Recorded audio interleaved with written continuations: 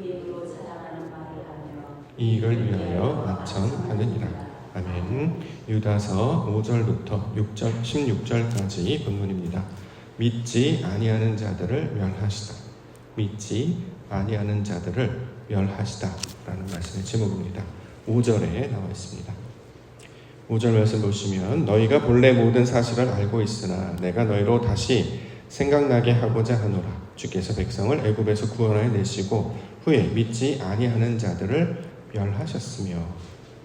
자, 성경을 어떻게 이해하고 우리가 해석해야 되는지 방법론을 우리가 살펴봤는데요. 성경 크게 하나님과 나와의 관계 속에서 설명하는 내용으로 우리가 이것을 새롭게 받아서 이해하고 있습니다. 따라서 오늘 본문에 믿지 아니하는 자들이라는 말이 나오면 다른 사람을 가리키는 말로 받지 않고 이것이 이제 우리를 가리키는 말로 이제 받고자 하는 것이죠. 믿지 아니하는 자들, 물론 본문이 이달에 관한 이야기, 또 교회에 가만히 들어온 자들에 관한 이야기로 설명하고 있는 것이 맞습니다만 우리가 좀 더 깊이 있게 보기 위해서 한 걸음 더 들어가서 믿지 아니하는 자들을 우리 안에 남아있는 불신앙의 상태, 육신적인 모습으로 우리가 이 내용들을 받고자 합니다. 자, 믿지 아니하는 자들 누구였을까? 1차원적으로는 이제 이스라엘 백성들 우리가 살펴볼 수 있습니다. 애굽을 빠져나온 이후에 그들은 홍해가 갈라지는 기적을 보았습니다. 심지어는 애굽에 있을 때 10개의 재앙들을 통한 역사도 보았죠. 그런데 그들은 미디안 광야에 도착하고 나자 먹을 것이 없고 마실 물이 없자 그들은 원망하고 불평했단 말이죠. 하나님이 이루실 그 놀라운 기적들과 역사를 보았음에도 불구하고 그들은 여전히 믿지 못한 상태, 마음이 완악한 상태로 남아져 있었습니다. 신약에도 등장하죠. 믿지 아니하는 자들 누구였을까요? 제자들입니다. 마가복음 16장 14절 그 후에 11제자가 음식 먹을 때에 예수께서 그들에게 나타나사 그들의 믿음 없는 것과 마음이 완악한 것을 꾸짖으시니 이는 자기가 살아난 것을 본 자들의 말을 믿지 아니하며. 제자들과 거의 3년 가까이 동고동락했음에도 불구하고 그들의 믿음이 완성되었느냐? 그렇지 않았다. 자, 이렇게 이야기하는 거죠. 하나님의 역사를 듣고 또 직접 보았습니다. 그런데 여전히 믿음은 완성되지 못한 상태, 아직도 믿음이 연약한 상태, 다른 말로 믿지 아니한 상태였다라는 거죠. 자, 이스라엘 백성들을 말하는 이유, 신약에서 제자들을 보여주시는 이유는 결국 우리들도 이와 똑같은 상태인 것을 가르쳐주고 있는 것이죠. 말씀을 듣고 알았다, 기적을 보았다고 해서 우리가 변하느냐? 그렇지 않은 것 같아요. 여전히 우리는 무능력하고 무지하여서 본 건 본 것이고 또 나의 실전에 어려움이 생기면 여전히 말씀을 따라 믿음을 따라 행하기보다는 육신의 본성과 경험을 따라 살아갈 수밖에 없게 됩니다. 믿음이 있다고 보기 힘든 말들을 하고 힘든 행동들을 하고 또 그렇게 살아갑니다. 여전히 믿음의 온전한 것으로 나아가지 못하는 믿지 아니한 상태가 된다라는 거죠. 신앙의 연수가 오래됐어요. 오래됐다고 해서 믿음대로 살아가느냐? 직분을 받았다고 해서 정말 직분대로 믿음대로 살아가느냐? 우리의 삶을 돌이켜보면 그렇지 못한 모습들이 여전히 남아있는 것임을 우리가 알 수 있게 되는 것이죠. 그러면 여기 본문에서 말하고 있는 믿지 아니하는 자들, 남 얘기할 때가 아니다라는 거죠. 저와 여러분들이 이러한 모양이 될 것입니다. 그런데 놀랍게도 오늘 본문에 믿지 아니하는 자들을 어떻게 해요? 멸하신다 이렇게 말씀을 하고 있습니다. 이것은 멸한다라고 하는 것은 그동안 우리가 이제 심판의 내용으로 많이 이해를 해서 안 믿으면 지옥 가, 안 믿으면 형벌을 당해 이렇게 이제 다른 사람을 비판하고 정죄하는 말로 받아왔습니다만 우리가 이제 수요 말씀, 어저께 말씀처럼 우리가 믿지 아니하는 상태였단 말이죠. 그 상태를 그냥 계속 내버려 두시지 않으신다는 거예요. 옛사람의 모습과 옛신앙의 모습을 그대로 내버려 두지 않으시고 이 옛사람의 모습을 하나씩 하나씩 제거하여 내심으로, 씻겨내심으로, 온전케 하심으로 하나님의 믿음의 상태, 말씀의 상태로 변화시키겠다라고 하는 것이 하나님의 구원의 의도임을 이 말씀으로 이제 받고자 하는 것입니다. 믿지 아니함이 여전히 남아 있었어요. 근데 하나님 내버려 두지 않으시고 그거를 멸하시겠다. 자, 이렇게 이야기하고 있는 것이죠. 우리가 여전히 말씀을 받았을 때 그걸 자신에게 적용하지 못하고 그래서 그것을 오히려 남을 정죄하는 도구로 삼아왔죠. 또 우리 삶에 어려움이 닥치게 되면 아니야, 이거 잘 감당할 수 있어, 믿음으로 여길 수 있어, 그래서 오래 인내하고 우리가 극복하고 견디고 참고 나아가기보다는 우리가 불안해하고 두려워하고 살아갔음이 사실은 맞습니다. 자, 그런데 주님께서 믿음 있지 아니하는 그런 상태를 멸하셔서 우리를 온전케 하실 것이다. 이렇게 구원의 내용으로 이 말씀들을 설명하고 있음을 우리가 깨달아서 이 내용대로 우리가 말씀을 받고자 합니다. 저와 여러분들 가운데 여전히 남아있는 불신앙, 믿음 연약함, 우리 믿음 없음 하나님께서 멸하여 주시고 믿음의 사람으로 바꾸어서 우리를 새롭게 하여 주옵소서. 이렇게 이 새벽에 우리 기도하며 간구 가운데 나아가는 기도의 시간 되기를 원합니다. 자, 먼저 6절과 7절 보겠습니다. 자기 지위를 지키지 아니하고 자기 처소를 떠난 천사들을 큰 날의 심판까지 영원한 결박으로 흑암에 가두셨으며 소돔과 고모라와 그 이웃 도시들도 그들과 같은 행동으로 음란하며 다른 육체를 따라가다가 영원한 불의 형벌을 받음으로 거울이 되었느니라. 자, 하나님이 하시는 구원의 방식 중에 이제 형벌이라는 게 있습니다. 이게 무엇이냐면 그것에 대한 대가를 치르게 하시는 거죠. 이건 이제 부정적인 의미로 보면 죄에 대한 심판이 되기 때문에 형벌이라는 단어를 들으면 우리가 굉장히 마음이 불편합니다.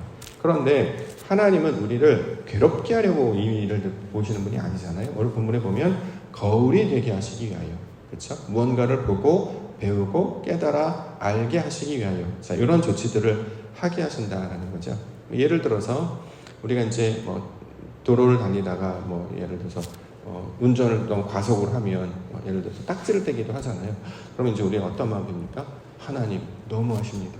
나 열심히 신앙생활 했는데 이거 속도 좀 냈다고 그냥 CCTV 딴 때는 안 찍히더만 이걸 찍어가지고 보내가지고 너무하십니다. 이렇게 생각합니까? 그렇지 않잖아요.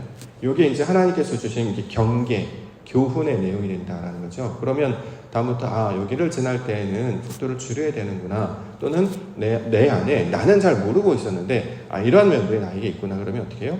고치면 되는 거죠. 그래서 거기에 대한 이제 대가를 벌금이라든가 이런 것을 이제 태우게 되면 다음부터는 운전할 때 이제 조심하고 경계하다. 자, 이렇게 이야기한단 말이죠. 삶을 살아갈 때에도 이런 일을 경험할 때가 있어요. 왜 나에게 이런 일이 생기느냐? 그러면 우리는 제일 먼저 하나님 너무하시네요 라고 이제 이야기하겠습니다만, 믿음이 있는 자들은 이게 하나의 경각심을 주는 신호등과 같이 마치 우리에게 날라주는 그 경계심을 하는 어떤 메시지 같은 것으로 이해한단 말이죠. 그럼 어떻게 해요? 하나님께 마음을 돌이키라고 하는 것이구나 라고 우리가 이제 받아들이게 된다라는 것이죠. 대표적으로 세상 가운데 우리가 고통이나 환난이나 어려움을 당하게 됩니다. 애굽 백성들도 바로왕 밑에 있었을 때 그들은 신음하고 고통으로 부르짖었어요. 그랬더니 하나님께서 그것을 들으셨다라는 거죠. 그랬을 때, 내가 절망 가운데 있을 때, 내 것이 내 뜻대로 되지 않았을 때 하나님께서 모세를 보내주시니까 비로소 말씀을 듣기 시작합니다. 내 것이 살아있을 때는 말씀이 안 들려요. 내 방식이 하나씩 남아있잖아요. 그러면 결국에는 사람들은 자기 방식을 사용하게 됩니다. 하나님의 것을 받아들이지 않게 된다는 거죠. 그런데 성경에서도 보면 잘못된 자 또는 그렇게 옳지 않은 방향으로 나아가는 자 하나님께서 그대로 두지 않으시고 흑암에 가두시거나 또는 불의 형벌을 받는 것을 통하여서 저렇게 하면 안 되는구나 라는 것을 우리 가운데 교훈하여 가르치신다는 거죠. 삶을 살아갈 때에도 아닌데 자꾸 막 우겨가면서 굳이 가는 경우 있지 않습니까? 주변에서 만류해요. 이건 옳지 않다, 저렇게 잘못됐다라고 이야기하면 그렇지 않다라고 우리가 받아들이고 돌이켜야 되는데, 그렇지 못한 모습 계속 나아가게 되면 어떻게 됩니까? 계속 어둠 가운데 나아가게 되고, 자, 어둠 가운데 나아갔는데 길을 잘 가면 결국에 그가 이제 무너지고 망하게 되겠잖아요. 아무것도 보이지 않게 됩니다. 답답합니다. 그러니까 어떻게 해요? 하나님을 찾아야 된단 말이죠. 이 교훈의 놀라운 가르침을 우리는 기억을 해야 할 것입니다. 그래서 세상에서 나타나는 형벌이나 이런 제도들은 우리를 억제이게 하고는 어떤 도구가 아니라 하나님께 우리의 마음을 돌이키고자 하는 하나님의 방법임을 깨달아 알게 하신다라는 것이죠. 나에게 이런 모습이 있구나, 나에게 이런 모습이 있구나. 오늘 아침에 거울을 만약에 안 보고 나왔으면 저는 넥타이 굉장히 삐뚤빼뚤 맸었을 것 같아요. 마음이 급해가지고 쭉 입고 나가다가 몸이 불편했던 것 같아요. 여기에 걸려있더라고요. 알지도 못해. 마음만 급해가지고. 그러니까 거울을 봐서 이렇게 매맞추고 머리도 이렇게 하고 해야 이게 제대로 된 것. 그러니까 하나님께서 세상을 그렇게 보도록 우리 가운데 가르쳐 주셨단 말이죠. 보고 나와 똑같구나. 여기서 하나님의 것을 찾아야 되겠구나. 나의 불완전함이 여기에 있구나. 그러면 우리는 중요한 것은 고치면 되는 거예요. 바꾸어 가면 된단 말이죠. 자, 이런 것으로 살아가야 합니다.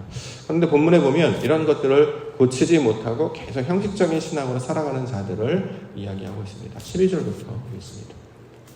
그들은 기탄 없이 너희와 함께 먹으니 너희의 애찬의 암초요 자기 몸만 기르는 목자요 바람에 불려가는 물 없는 구름이요 죽고 또 죽어 뿌리까지 뽑힌 열매 없는 가을 나무요 자기 수치의 거품을 뿜는 바다의 거친 물결이요 영원히 예비된 캄캄한 흑암으로 돌아갈 유리하는 별들이라. 자, 말씀을 받아서 깨닫고 적용하여서 돌이키는 것, 이것이 믿음 없는 상태에서 우리를 고치시려는 하나님의 뜻이잖아요. 그런데 말씀을 받아도 여전히 변화가 없는 자들을 지금 이야기하고 있죠. 그래서 내용을 보면 형식은 있는데 내용이 없습니다. 그렇죠? 여기 이제 간단하게 열매 없는 가을 나무 이제 이렇게 이해할 수 있겠네요. 물 없는 구름. 원래 구름의 속성이 물이 있어야 되는데 물이 없는 구름. 그래서 아무에게도 도움이 되지 못하는 것. 죽고 또 죽어 뿌리 없이 뿌리가 뽑힌 열매 없는 가을 나무. 열매가 없는 것이라는 거죠. 신앙생활을 오래 하면 할수록 우리가 맺혀져야 될 열매는 결국 어저께 말씀처럼 긍휼, 평강, 사랑. 즉 하나님의 속성이 내 안에 열매로 맺어져야 할 것입니다. 근데 내 안에 그런 것들이 맺어지지 못해요. 나이가 들었는데 여전히 강팍하고 여전히 불순종하고 여전히 자기 말만 하고 여전히 자기 유익을 구하고 중요한 것은 하나님의 뜻인지 아닌지조차 해석할 수조차 없고 왜 이런 일이 일어나느냐? 그럼 가장 먼저 남 탓하는 게 가장 편해요. 가장 빠르기 때문에. 내 일이 아니야. 다른 사람이 잘못했기 때문이야. 일단 해석의 그 기준 틀도 틀렸잖아요. 우리가 그동안 그렇게 살아왔죠. 말씀을 받으면 이걸 다른 곳에 적용했는데 말씀은 나에게 주시는 말씀이지 다른 사람 비판하는 도구로 주신 적이 없다라는 것입니다. 자, 내용 없는 신앙, 열매 없는 그런 나무와 같은 자들의 모습이 어떠한지를 성경은 그대로 우리 가운데 보여주고 있습니다. 자, 자기의 수치의 거품을 뿜는 바다의 거친 물결. 바다가 파도를 치는데 거품이 막 일어나요. 왜 그렇죠? 더럽기 때문이잖아요. 지저분한 바다가 그런 거 거품 이는 바다 본 적 있습니다. 가까이 가면 냄새도 나고 그렇죠? 굉장히 더럽고 그러니까 안에 정결하거나 깨끗한 것을 말하지 아니하고 이것저것 아무거나 말하게 되는 것. 근데 이것이 수치, 부끄러움이 되는지 본인이 모르고 있다는 것이죠. 교회에서 이제 이야기를 하거나 또 신앙의 어떤 교제를 하거나 할 때 우리가 항상 주의해야 되는 것이 하나님이 주시는 말을 하도록 그렇게 도움을 받았기 때문에 다른 데 가서야 얼마든지 다른 얘기를 상관이 없습니다만 교회 안에서 특별히 신앙 안에서는 하나님과 관련된 이야기를 할 수 있도록 우리가 마음을 좀 모으고 주의해야 합니다. 안 그러면 세상 모임과 다를 게 없게 되기 때문이죠. 여기가 어디인지도 모르고 교회고 교회 모임인지 모르고 세상 이야기를 하고 세상에서 할 수 있는 많은 이야기들 우리가 일주일에 한 번 정도 적으면 한 번 그건 좀 많습니다만 나누는 모든 교제가 하나님이 주시는 은혜를 발견하고 찾기 위해서 모인 모임이 교회인데 그러면 내가 얼마나 하나님을 찾고 만났고 깨달았고 하나님의 은혜를 경험했는가 또는 몸부림치고 있는가를 나누는 그 시간도 매우 적은데 다른 이야기를 할 시간이 없단 말이죠. 어저께 한 축구선수 코치 선생님이 아이들을 가르치는 이야기를 들었는데 굉장히 인사이트가 있어서 경기에 선수로 뛰는 것도 굉장히 어렵고 힘든 일이지만 경기 중에 기회는 딱 2번밖에 안 온다는 거예요. 나에게 기회가 가서 얼마든지 슛을 할 수 있고 얼마든지 아무 때나 막 할 수 있는 게 아니라 딱 2번 적으면 1번 정도 그러니까 90분 내내 딱 한 번의 기회밖에 안 오거나 어쩌면 딱 2번 정도밖에 안 온다. 근데 그때 골을 만들지 못하면 좋은 선수라고 말할 수 없다. 그래서 아이들을 막 가르치는 거예요. 그래서 평상시에 왜 연습이 중요한지, 왜 어떠한 상황에도 몸에 딱 익어야 되는지를 설명하는 내용인데 굉장한 인사이트가 있었습니다. 하나님이 주시는 기회가 우리에게 말할 수 있는 기회도 기껏해야 1번 또는 2번 정도 굉장히 짧은 시간이잖아요. 그때 하나님의 일을 말하지 못한다면 그건 결국 골을 넣지 못하는 선수와도 똑같겠구나라는 생각을 하게 됐단 말이죠. 우리가 교제하거나 말을 나눌 때도 하나님께서 주셨던 그 묵상의 내용 이런 일들을 나누고 이야기할 수 있는 자가 되는 것이 아마 장성한 자의 신앙의 모습이 될 것입니다. 그런 자들을 가르쳐서 우리는 믿음이 있는 자요 또 지혜로운 자요 하나님의 사람이라고 부르지 않겠습니까? 자, 교회에서 이런 일이 일어나는 것. 그래서 내용 없는 자로 살지 아니하고 하나님의 일을 말하는 그 열매 있는 나무로 자라게 하여 주옵소서. 이것을 깨닫게 해주셨기 때문에 우리가 이것을 기억하며 주님에 나아가기를 원합니다.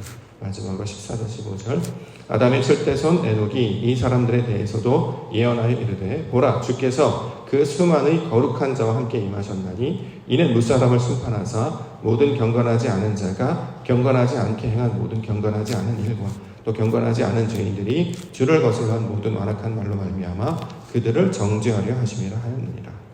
자, 주께서 함께 임하시면 그는 거룩한 자가 되는 것이고, 그렇죠? 주께서 함께 임하지 아니하면 그것은 여기에 보면 주를 거슬러한 모든 완악한 자들의 모습이 된다는 거죠. 우리가 2026년도 교회 비전 구호로 하나님 함께 우리 함께 계속 이제 반복적으로 이야기하고 늘 묵상하고 이것을 담고 있습니다. 나는 하나님과 함께 있는가? 우리와 함께하는 모습으로 살아가는가? 이것이 어떤 증거가 나타나면 저 사람은 하나님 함께 하시는구나. 그래서 거룩하고 성결하고 정결한 이야기들을 말로 행동으로 살아가게 된다라는 것이죠. 그러한 모습으로 만드시는 일이 하나님의 구원의 전체적인 내용이 되고 있습니다. 그러니까 세상의 일을 다가와도 하나님의 일로 받아들이고 내 삶에 어려운 문제가 다가와도 이걸 육신의 경험이나 어떤 방법으로 대응하지 아니하고 하나님께 주신 기도의 증언을 삼고 그래서 이것을 늘 하나님과 연결시켜서 이 하나님의 온전하심을 바라보는 자로 살아가는 것 이것을 설명하고 있는 것입니다. 어저께 이제 남은 자에 관한 이야기를 살펴봤잖아요.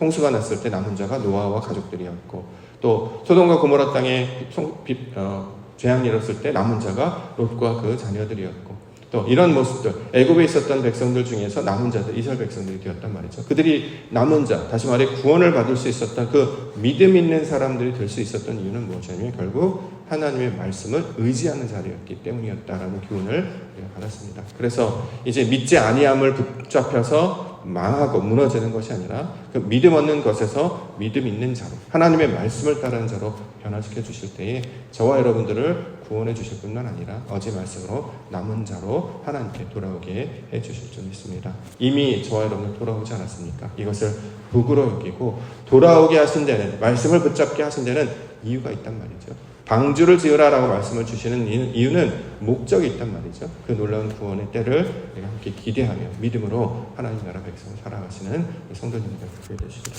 주의 이름으로 축원합니다.